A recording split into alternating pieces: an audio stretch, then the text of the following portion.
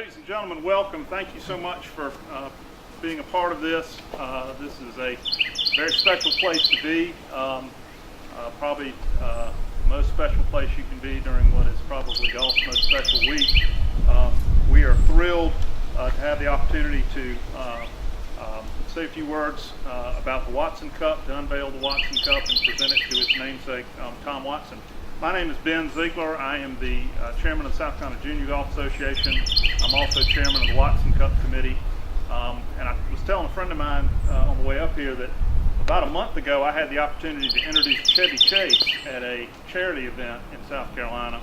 And now I'm introducing Tom Watson. I said, I'm 48 years old. I grew up in the 70s and 80s. Chevy Chase and Tom Watson are my two golfing heroes from that era. So I'll have the opportunity to introduce both. I didn't fall down as much as you. So this is a real treat.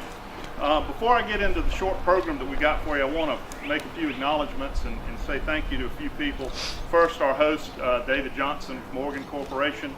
David, thank you for making this wonderful venue possible for us and for all the hospitality you've extended. And Steve Teester, who works with you. I don't know if Steve is here, but Steve has been great in working out logistics for all this. The SCGA, we have Ron Swinson, our president, Dick Hannon, our vice president, and John Durst, our secretary. Gentlemen, thank you for getting behind this event and getting behind the Watson Cup and helping make this happen. SCGA staff, our executive director, Biff Lathrop. Thank you, newly minted executive director, Biff Lathrop. Justin Fleming, our director of junior golf. Justin, where are you? Right there.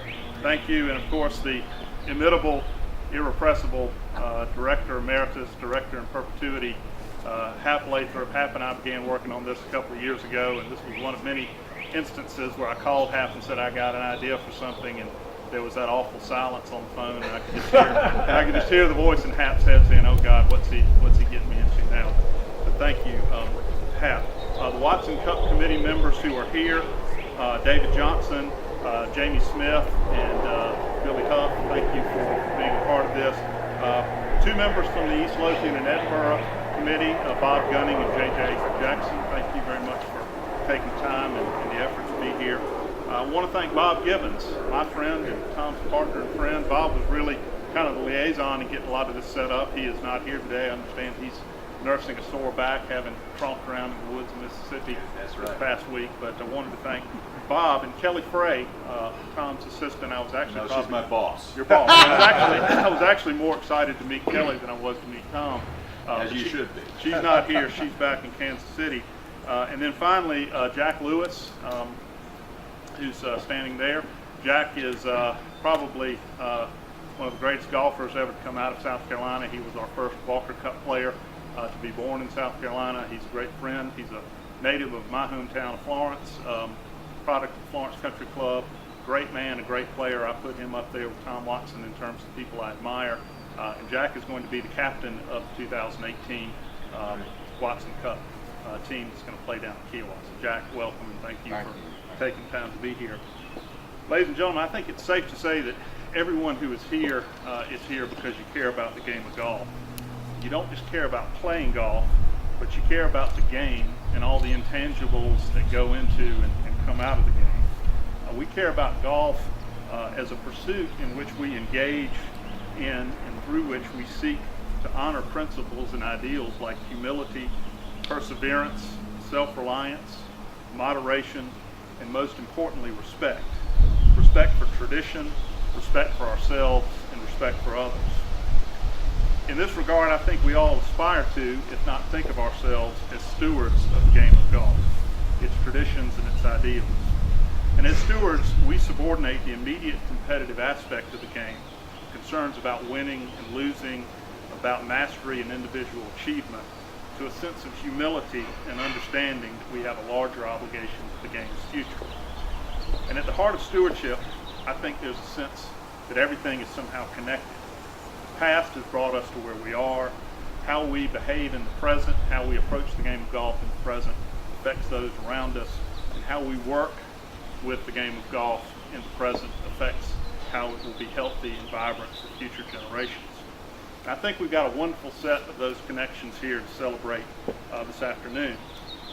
As far as we can tell, 280 years ago, no one was playing golf in the thinly populated North American continent, or anywhere else for that matter in the New World.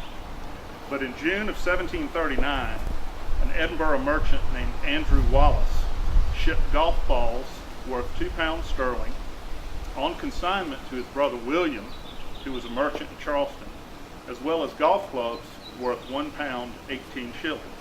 So £2 for golf balls, but £1 18 shillings for golf clubs. Clearly it was all about the ball even in 1739. In 1743, a year before the founding of the Honorable Company of Edinburgh Golfers, the merchant ship Magdalen left Leith, port of Edinburgh, bound for Charleston, carrying, among other things, 96 golf clubs and 432 golf balls.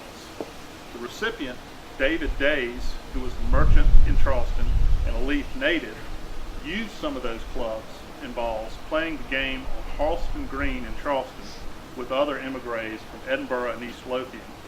Many of these men and their sons would go on to found the South Carolina Golf Club, which was the first golf club in America in 1786. So the Scottish game and its traditions came to South Carolina first, and from there it spread across the continent. In the late 19th and early 20th centuries, this Scottish game shaped America and was in turn shaped by it. So much so that by the beginning of the 1920s, and led by Walter Hagen and our own Bobby Jones, whose stewardship of the game we celebrate this week, Americans began to contend regularly at the Open Championship. And ladies and gentlemen, I'd like to put to you that this wonderfully circular path from Edinburgh and East Lothian to Scotland and America and back again to East Lothian really reached its peak, or reached its moment of fulfillment, when a young American from Missouri named Tom Watson won the third of his nearly unprecedented 5 Open Championships at Muirfield on July 20th, 1980. In a career that includes 8 major championships, 71 professional wins, and by the way, I had to go and change that after the events the day before yesterday. Tom Watson is part of the last of several generations of American golfers playing in the decades after World War II who came to dominate golf worldwide.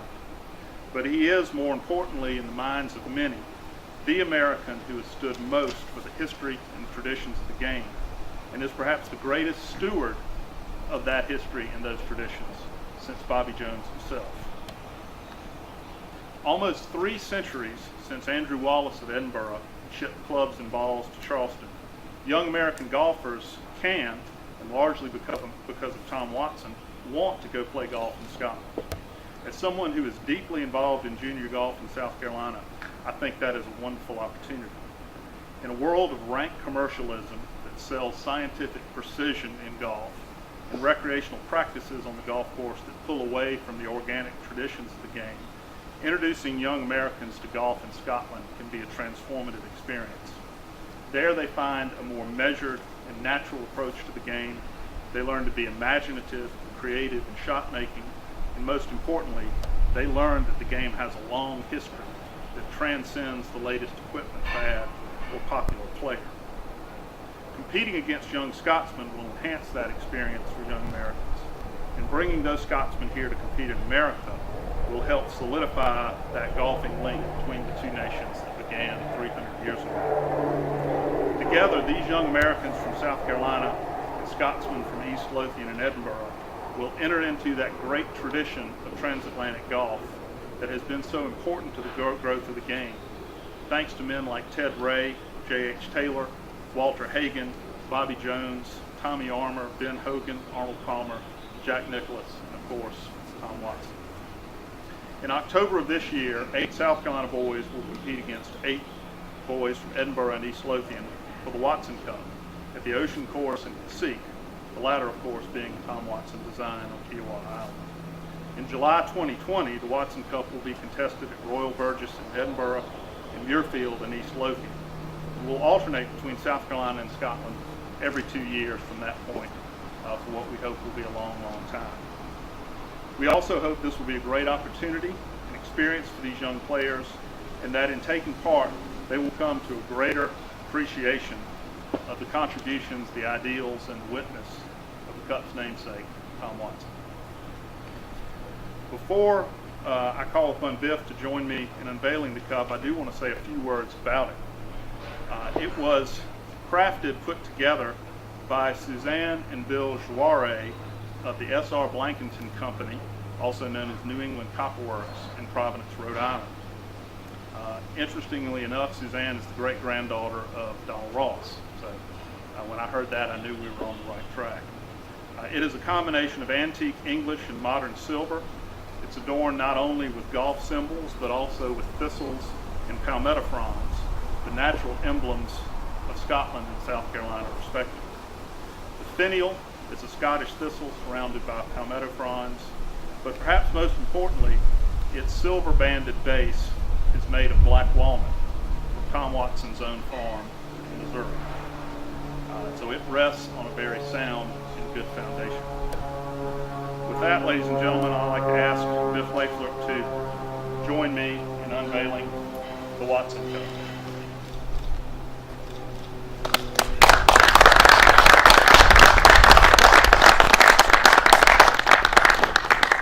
Tom, would you step forward? Sure.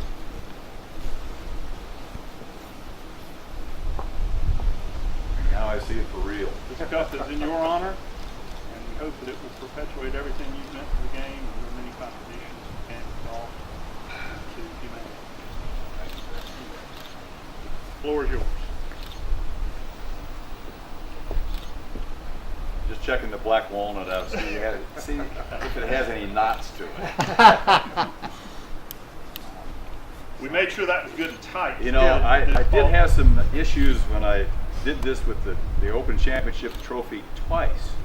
I raised it up here and the base of the trophy was loose. And I went up there like this and I raised it up and the fell to the earth. And when I picked it up, it was now askew. It was bent at the very base of it, like that. But this is nice and secure. Ben, thank you. Well, to understand the history of the game, as Ben just described, is how it started in our country. Starting in South Carolina it means a great deal to me to understand the history of it going back to the 1700s. This game, in my lifetime, in the 50s, I grew up with the game because of my father. My father taught me the game, but I also had other people. I had the professional at the club, Paul Weiler. Paul Weiler had a junior program, which I was enrolled in through the club. I was lucky enough to be able to have a junior program in which to compete and to play. From there, my junior experience broadened out to the Kansas City Golf Association, the Junior Golf Association, which held Monday events all around the city. And I was always excited about going and play different golf courses because my dad told me, he said, "Son, it's easy to shoot a good score on your home course because you know it so well, but to be a good golfer, you have to go to other golf courses and see if you can make it and do it there." This has been described. The ways that you play golf in Scotland are different than the ways you play golf in the States. They are two different ways of playing. And I learned that so well when I hit my first tee shot at Montefiore Golf Club. First links course I ever played in 1975 prior to the Open Championship at Carnoustie. I hit it out into the sun, in the morning sun, to a very dry fairway. And I hit it, I thought, right down the middle of the fairway, and I lost the ball. Well, the fairways over there are not exactly flat like they are at Cacique or the Ocean Course. They have the contours, and my ball ended up, after a long search, it ended up in a bunker way off to the line it was on. That was my first experience to links golf, and I have to be honest with you, I didn't like it. I didn't like the luck of the bounce playing such an important part in the outcome. But it took me a few years to understand that that's the way the game is played. The luck of the bounce is indeed a great part of the game. I also harken back to when I was even younger, playing a golf course called Harbor Point Golf Club. It's up in Little Travelers Bay in northern Michigan. fescue roughs, clumpy fescue roughs, and fescue fairways, slow greens. But on the tee boxes, they literally were boxes. There were boxes over here like this. And what did they have in them? Sand. Sand. And I didn't understand what it was all about until I forget who I was playing with. Said, this is what you do. You take a handful of sand, and you dip it in water, and you put it over here, and you build yourself a tee. I said, well, that's unique. I don't have to search for tees anymore. And that was my first real taste of kind of going back into the history of how the game was played a long time ago. Well, you fast forward to today and the way the game is played today, and the opportunities that we all are trying to give young people to start the game and also compete in the game. It's very important for us as stewards of the game, people who love the game, to give these young people an opportunity to play. We do it through various organizations, the First Tee organization, Youth on Course, PGA of America's Junior League Golf, and various other junior programs around the country that try to get kids from all walks of life to get on a golf course, to start the game, to learn the game, so that they can carry it forward the rest of their lives. That is our charge. We have a lot of competition going on in today's world. Social media, taking time away from everybody's life, takes a lot of time away from the kids' life. You get the time to go out on the golf course and play for anybody anymore is more of a struggle. We have to keep on that, and we have to make it so that we have young people getting involved in the game early. That's part of this. The competition part of it, as I said to Ben, I said, God, what wouldn't I be given when I was a youngster to be able to play in a competition like this? To go to South Carolina and play these great golf courses, and well, can't brag on Cassique.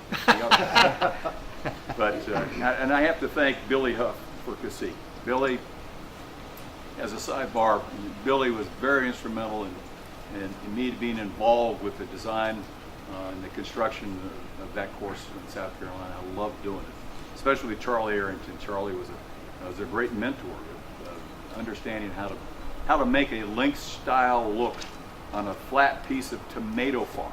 It was unbelievable what he came up with. I give him full credit for that. But to be able to come first to South Carolina to play as a youngster, one of these 8 youngsters, and then go over and play the courses in East Lothian in Scotland. What a prize! What's just to look forward to as a young golfer. It's an accomplished golfer, and all I know is that as a competitor, I always wanted to beat everybody I played against, and I evolved into a pretty good golfer, and to be able to play in the top competitions was my ultimate goal as a youngster. I had the dream to someday become a professional and play against the likes of Jack Nicklaus, and maybe be as good as my idol Arnold Palmer. Jack was the villain, Arnie was my hero. As I'm sure everybody here, I bet everybody here has said the same thing when Arnie was at his heyday. That I just want to thank you for the great honor for allowing me to put my name on such a wonderful trophy, but also such a wonderful event. You have the makings of a wonderful, into the long time into the future event for junior golf, and I can't be happier that I'm associated with it. With that, I want to thank Ben. Thank you very much.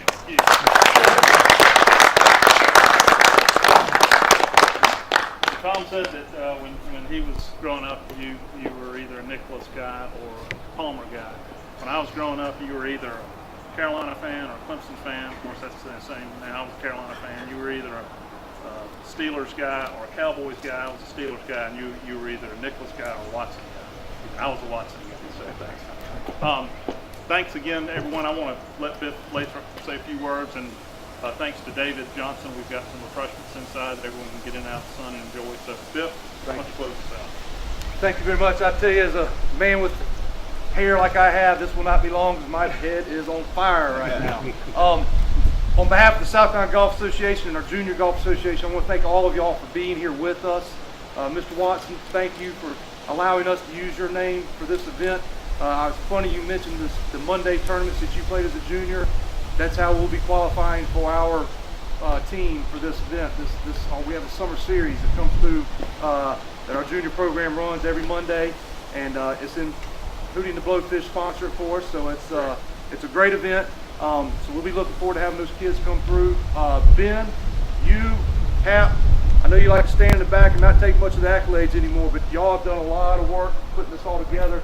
We've watched it come to fruition, and we appreciate everything you've done for it. When I was coming up through junior golf, there were 2 or 3 events you could play in each summer. You picked them, you went to them, and that's what you had. Because of the work with our Junior Golf Association, the PGA, all these entities coming together, now juniors like back there behind you, Tom, they have all kinds of opportunities. There's something they can play in every day if they like. So we're fortunate. We are going to continue to grow this game. We're with Youth on Course.